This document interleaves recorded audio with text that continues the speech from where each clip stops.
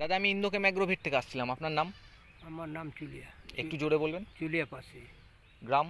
লালবাবা মানা। জেলা? বাঁকুড়া। থানা? সোনামুখী। পোস্ট? ডিপাড়া।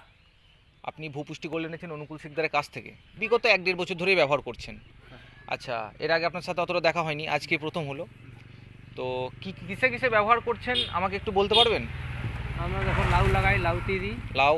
তারপরে ফুলে লেয়ার দিই, ফুলে? তারপরে শশাতে দিই। শশাতে? করলা শশা থাকে। করলা শশা এগুলো তো সব দেন, তাই তো? এই সব কিছুতে আপনি দিয়েছেন তাই না? আচ্ছা, কেন ব্যবহার করেন এত সব কিছুতে? দেখছি ওর থেকে মানে গাছের জুতটাই আলাদা হচ্ছে, ফলন ভালো হচ্ছে। গাছের জুত আলাদা, ফলন ভালো। গাছের পাতা কেমন? পাতা কালো কালো করে। কালো তো, ঝিম কালো ভাব। ডগ কেমন ছাড়ছে? তাও ভালোই থাকছে। এবার ঘটনা হচ্ছে, এর আগেও আপনি 10-26 ডিএপি, ইউরিয়া, কেমিক্যাল, নানা রকম জৈব যখন যেরকম যখন সার আসছিল সেরকম ব্যবহার করা যাচ্ছিল।